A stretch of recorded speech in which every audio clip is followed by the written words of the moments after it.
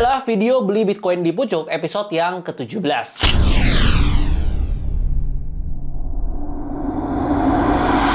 Seperti biasa, kita akan update untuk porto nabung rutin kita di Bitcoin dan kita akan belanja lagi 10 juta hari ini. Tapi sesuai request kalian, karena banyak dari kalian yang minta kalau di awal video kita akan bahas sedikit edukasi dan tips dulu. Baru setelah itu kita update untuk porto nabung rutinnya dan juga belanja Bitcoinnya. Hari ini gue akan bahas 7 poin lagi seperti episode kemarin. Langsung aja ke yang pertama, yaitu arah Bitcoin. Kalau market crypto lagi sideways atau cenderung turun, itu banyak banget DM yang masuk ke gue. Arahnya kemana bang? Bitcoin bisa ke berapa bang? Bisa turun dulu nggak bang? Atau kapan rally-nya? Gue bingung juga kenapa tanyanya ke gue, padahal kan gue bukan siapa-siapa ya, Bitcoin yang gue punya juga cuma sedikit. Tapi kalau view dari gue pribadi, secara objektif, Bitcoin ini akan ranging di area sideways yang cukup besar, yaitu di sekitar area 60.000 sampai 74.000. Sideways di area tersebut menurut gue pribadi bisa sampai bulan 9. Jujur kalau kalian tanya ke gue harapannya naik atau enggak, ya gue berharapnya juga naik, gue berharapnya juga rally. Tapi ini dari kacamata yang objektif. Menurut gue harus ada rate cut atau penurunan suku bunga satu kali dulu, biar DXY-nya bisa koreksi, dan di saat itulah baru Bitcoin bisa mulai rally lagi. Kalau menurut gue mungkin Bitcoin bisa mulai rally di bulan Oktober, which is kurang lebih 4 bulan dari sekarang. Yang kedua, gimana untuk arah DXY atau indeks US dollar? Sekali lagi ini dari kacamata objektif, menurut gue arahnya masih ke atas. Makanya seperti yang tadi gue bilang, kita perlu nunggu rate cut satu kali dulu at least, baru kemungkinan DXY-nya bisa drop cukup dalam. By the way, kalian ada yang pegang dolar nggak? Atau yang belakangan ini baru mau beli USDT? Berasa kan mahal banget? Salah satu penyebabnya ya karena DXY-nya masih naik. Tapi sebenarnya ini agak lucu sih, kalau kita perhatikan kan DXY-nya masih lumayan naik ya. Tapi di satu sisi, saham-saham US, khususnya Nvidia, itu tetap naik kenceng. Jadi bayangin, atau mungkin dari kalian ada yang invest di saham US seperti saham Nvidia. Udah dapat capital gain dari kenaikan harga sahamnya, plus US dollarnya menguat lagi. Ya jujur ini jarang-jarang terjadi, karena biasa kalau DXY-nya naik ya saham di Amerika juga turun. Oke, back to topic, karena di poin pertama dan poin kedua kita udah bahas soal Bitcoin dan juga DXY. Poin yang ketiga yaitu mengenai prediksi yang bisa salah. Sepaham-pahamnya kita terhadap market, kita bisa analisa secara makro, fundamental, teknikal, dan lain-lain. Namanya prediksi itu nggak mungkin akurasinya 100%. Pasti bisa aja ada yang salah. Di sini poin pentingnya adalah jangan overconfidence. Karena overconfidence ini yang biasa menyebabkan kehancuran. Contoh nih, kalian memprediksi bahwa Bitcoin bottomnya ini di 60.000 nih. Nggak mungkin nyentuh di bawah harga 60.000 lagi. Habis itu, kalian mulai buka posisi long Bitcoin dengan leverage mentok dan all-in margin. Ternyata Bitcoinnya turun sampai 56k dan kalian terlikuidasi. Gue harap hal ini jangan sampai terjadi. Boleh aja memprediksi market, boleh aja kalian punya conviction, boleh aja kalian yakin bahwa Bitcoin nggak bakal di bawah 60.000, tapi jangan pernah buat keputusan yang nggak rasional. Kalau memang conviction kalian sangat besar dan mau all-in ya di spot aja, jangan long pakai leverage. Karena yang namanya futures market ya cuman untuk trading aja. Poin keempat yaitu back to basic mengenai konsep investasi. Investasi itu kan jangka panjang ya, bisa 5 tahun, bisa 10 tahun. Even kalau kalian yang dari TradeFi, kalian yang dari investor saham, pasti pernah ngerasain misalkan ketika harga saham BCA turun. Rasanya apa? Tentu aja seneng. Kenapa? Karena bisa serok lebih banyak lagi di harga yang cenderung murah. Tapi kalau gue perhatikan ketika harga Bitcoin turun, DM-DM yang masuk ke Instagram gue itu isinya kepanikan semua rata-rata. Ya mungkin salah satu faktornya karena nggak punya conviction. Karena kalau kalian punya conviction, harusnya ketika harganya turun, kalian senang bisa serok lebih banyak lagi. Kalau mau punya conviction gimana? Makanya kalian subscribe dan nyalain loncengnya, karena bulan depan kita akan launching series belajar kripto dari nol. Jadi ingat ya, buat kalian yang memang investasi, jangan dikit-dikit panikan, jangan dikit-dikit diliatin terus HP-nya. Fokus aja kerja, cari duit yang banyak, habis itu fokus nabung Bitcoin atau ETH.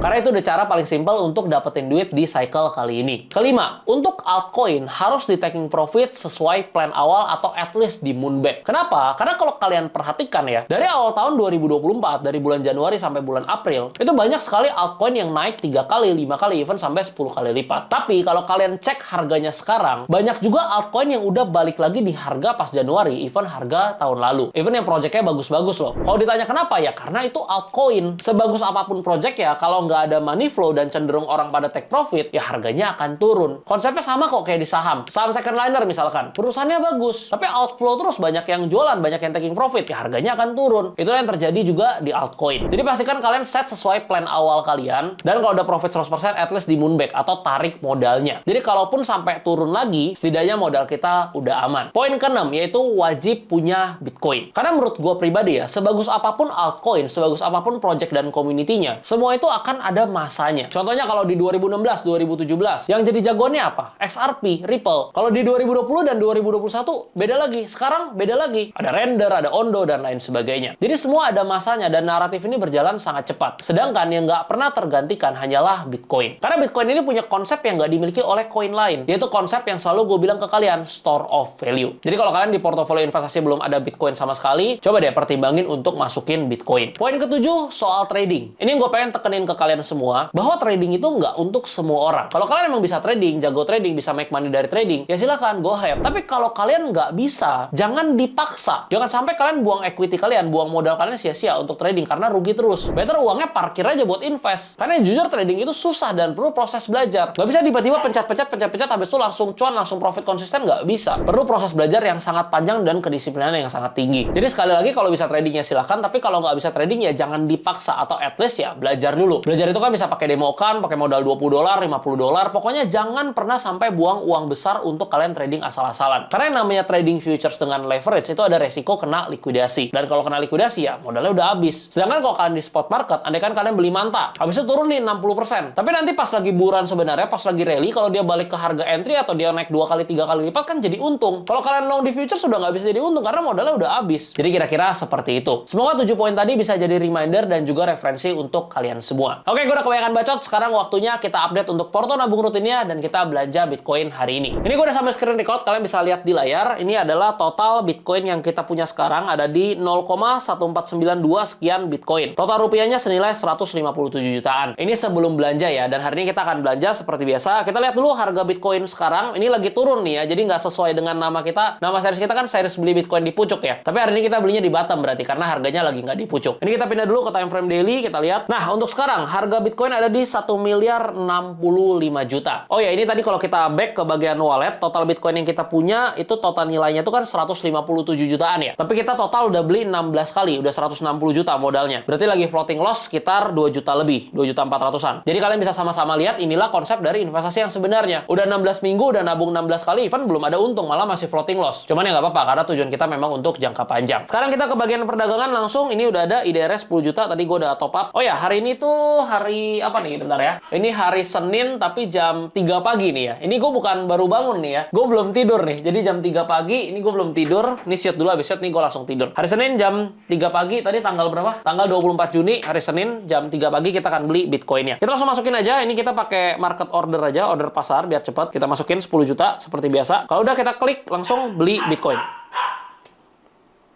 Oke, udah berhasil. Kita lihat di histori transaksinya. Nah, ini dia. Kita beli di harga 1.066 juta. Total Bitcoin yang kita dapat 0,00937. Kita balik dulu ke bagian wallet. Nah, ini udah bertambah ya. Jadi total Bitcoin yang kita punya sekarang di minggu ke-17, di episode ke-17, yaitu di 0,1586 sekian Bitcoin. Total rupiahnya per hari ini senilai 167 jutaan. Oke, ini gue berhentiin dulu screen recordnya. Itu dia untuk update portonya dan juga nabung Bitcoin di episode yang ke-17 ini. Untuk series nabung ETH, gue udah bacain dari komentar kalian, ternyata lumayan banyak. Mungkin gue akan bikinin juga kurang lebih sama seperti kayak gini. Tapi nanti ya, setelah series belajar kripto dari nol udah di-upload. Karena jujur gue lagi kejarin dan fokusin ke sana. Makanya kalau kalian lihat, gue nggak terlalu sering upload video di YouTube. Karena gue harus selesain materi bagian pertamanya, total ada 10 modul. Tenang aja, modul itu nggak dijual. Gue akan kasih gratis ke kalian, jadi kalian bisa belajar gratis dari nol. Yang udah nggak sabar, nanti coba komen di bawah. Dan jangan lupa join grup Telegram belajar kripto dari nol di bawah. Supaya nggak ketinggalan informasi menarik dan juga gue sering bagi-bagi di sana. Oke dah, gitu aja sih. Oh ya, buat kalian yang suka garap airdrop, kalian bisa join grup Discord juga. Karena masih banyak banget airdrop yang bisa digarap. Nanti kalian bisa cek di sana dan juga step by step-nya lengkap semua.